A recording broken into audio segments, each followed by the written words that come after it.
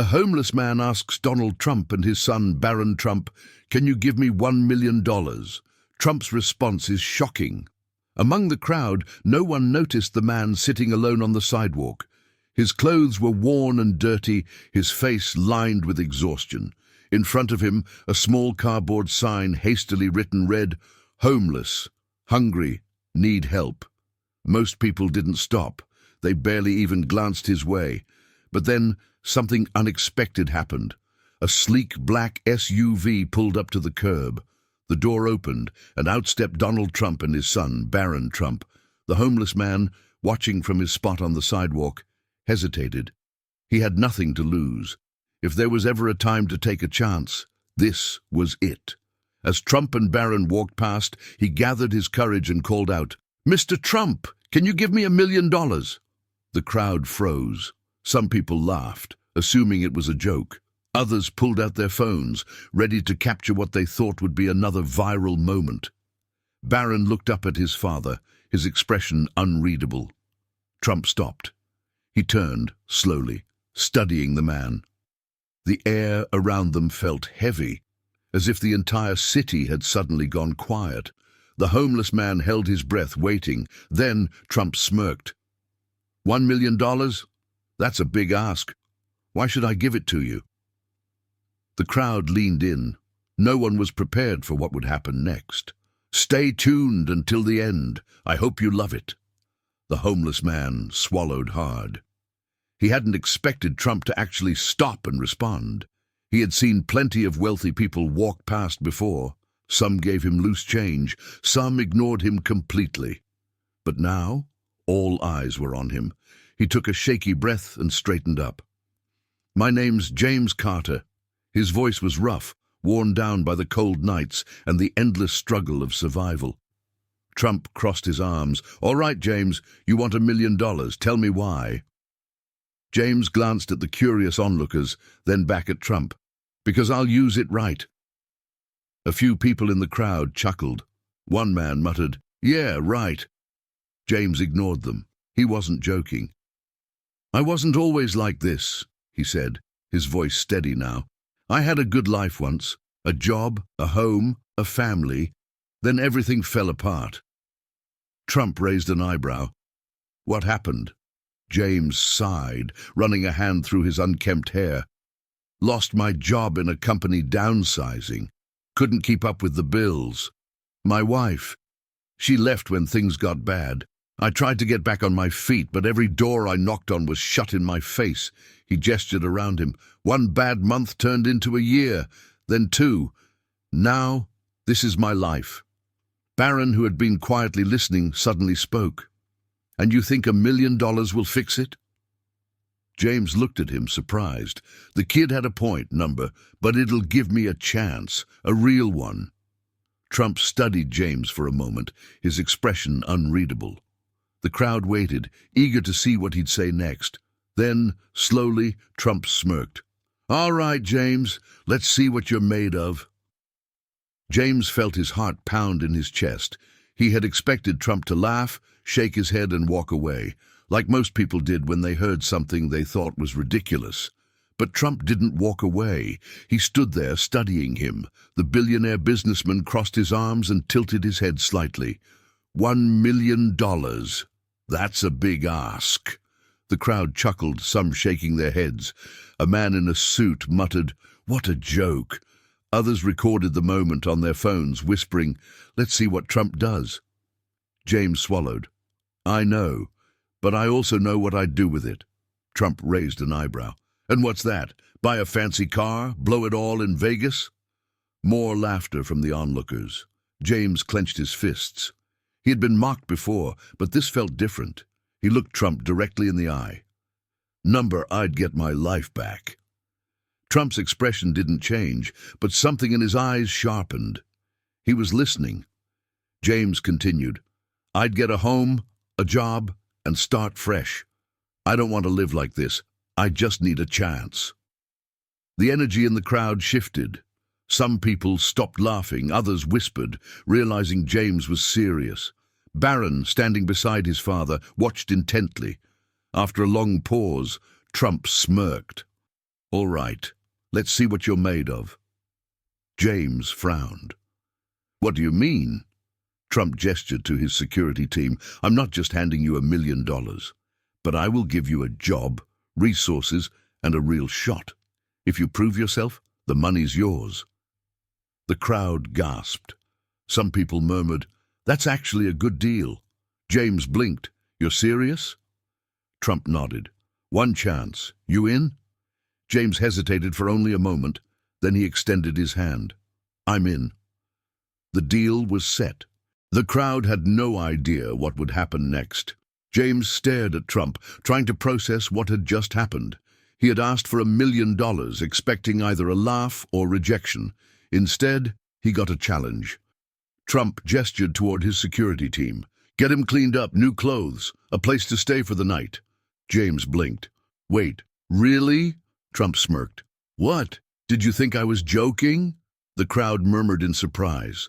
Some people had assumed Trump would just brush James off, maybe throw him a few dollars and walk away. But this was unexpected.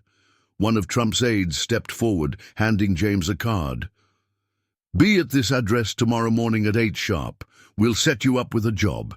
You prove yourself, you move up, you prove you can handle real responsibility, then we'll talk about the $1 million. James exhaled slowly. This wasn't what he had asked for. But deep down, he knew it was better. Barron, who had been silently watching the entire exchange, finally spoke. "You have nothing to lose, right?" James looked at him, then at Trump. The billionaire's expression was unreadable, but his offer was real. James nodded. "All right, I'll do it." The next morning, James arrived at the Trump Organization office, wearing new clothes and freshly shaven. He met with a hiring manager, who assigned him to work as a janitor in one of Trump's hotels. It wasn't glamorous, but it was honest work, and for James, it was the first real job he had in years. The first few days were hard. His body ached from hours of scrubbing floors, changing linens, and hauling supplies. But he never complained. Trump's staff watched him closely. Would he show up late? Would he slack off? He didn't. He worked harder than anyone. Trump and Barron visited one afternoon, walking through the hotel lobby. James was mopping the floor when they entered. Barron nudged his father. "He's still here." Trump smirked. "Let's see if he lasts." James saw them but didn't stop working. He wasn't trying to impress anyone. He was trying to rebuild his life. And Trump? He was watching every step of the way. The test had begun. James had never worked harder in his life. Every morning, he arrived before sunrise. Every night, he left long after his shift ended. He scrubbed floors, cleaned rooms, carried luggage. Anything that needed to be done, he did it. But it wasn't just about working hard. It was about proving to himself and to Trump that he wasn't the same man who had lost everything. The first few weeks were exhausting. His body ached, his hands were blistered, but he never complained. Trump's staff kept a close eye on him. They expected him to quit, slack off, or fail. But he didn't. One evening, after a long shift, James was wiping down tables in the hotel lobby when he heard a familiar voice. "Still here?" James looked up. Trump and Barron stood a few feet away, watching him. James nodded. "Still here?" Trump smirked. "Most guys wouldn't last this long." James set down his cloth and faced him. "Most guys never get a second chance." Trump studied him for a moment, then turned to Barron. "What do you think?" Barron shrugged. "He's proving himself." Trump nodded slowly. "Let's push him further." The next morning, James was promoted. Instead of cleaning rooms, he was assigned to hotel maintenance. He learned how to fix plumbing, repair electrical wiring, and handle security issues. Day after day, he got better. Weeks turned into months. James saved every paycheck, determined not to waste this opportunity. And then, 6 months later, Trump called him back to his office. James had no idea what was coming, but he was ready. James sat in the plush leather chair of Trump's office, his hands resting on his lap. The room was grand, with floor-to-ceiling windows that overlooked the city. 6 months ago he had been sitting on a cold sidewalk, begging for a chance. Now, he had earned his way into this room. Trump sat across from him, studying him like a businessman weighing an investment. Barron stood nearby, arms crossed, watching closely. "Well, James," Trump finally said, leaning forward, "you've lasted 6 months. That's longer than most." James nodded. "I gave it everything I had." Trump smirked. "That much is clear. The question is, what now?" James swallowed. He had been waiting for this moment. The deal had been simple: work hard, prove himself, and then they would talk about the $1 million. Trump gestured toward a folder on his desk. "Inside this folder is your future." James's heart pounded. Was this it? Was Trump about to hand him the check? Trump slowly opened the folder, pulled out a document, and slid it across the desk. James hesitated, then picked it up. His eyes widened. It wasn't a check, it was something even bigger, a business investment contract. James looked up, confused. "What is this?" Trump smiled. "You don't need a handout.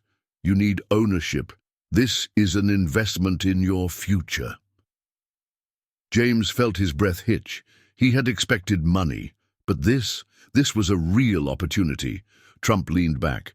"So, James, do you want to be an employee forever, or do you want to own something of your own?" James gripped the paper tightly. He already knew his answer. James sat frozen, staring at the contract in his hands. A business investment? This was more than he had ever imagined. Trump smirked, watching James process it all. "You asked for $1 million, but money disappears. A business, that's something that can last." James swallowed hard. "You're giving me a company?" Trump shook his head. "I'm giving you a stake in one, a partnership. You've proven you can work hard. Now let's see if you can build something." James's hands trembled as he turned the pages. It was real. A small franchise, fully funded, ready for him to run. Barron, who had been quiet, finally spoke. "So, do you think you still need $1 million?" James let out a small laugh, shaking his head. This is worth way more." Trump leaned forward. "Listen, James, people think success is about luck. It's not. It's about showing up every day, working harder than the next guy, and never making excuses." James nodded, absorbing every word. He had once believed his life was over, that no one would ever give him a second chance. Now, he had ownership, purpose, and a future. Trump extended his hand. "Time to prove you can handle it." James shook his hand, his grip firm. He had come from nothing. And now, he was walking out of Trump Tower as a business owner. James stepped out of Trump Tower, clutching the contract in his hands. The city buzzed around him, cars honking, people rushing by. But everything felt different now. Just 6 months ago, he had been sleeping on the streets, invisible to the world. He had taken a risk by calling out to Trump, asking for something that most people would have laughed at. But Trump hadn't laughed. He had given him a challenge. And now, James wasn't just getting a handout, he was getting a real shot at success. As he walked down the sidewalk, people recognized him. Some had seen the viral video of his encounter with Trump. Others had heard about the deal. "Hey, you're the guy Trump helped," one man called out. James smiled for the first time in a long time. "Yeah, that's me." Back inside Trump Tower, Barron turned to his father. "Do you think he'll make it?" Trump watched James disappear into the city. "That's up to him now." The moment was more than just a story about money. It was about opportunity, about proving that when given a real chance, people can rise above their circumstances. And now, we turn to you. What do you think? Was Trump's approach the right one? Should he have just given the money, or was the challenge the better reward? Drop a comment below and share your thoughts.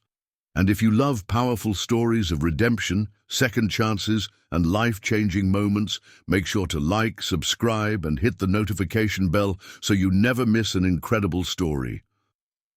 Because sometimes the best way to change a life is to give someone the tools to change it themselves.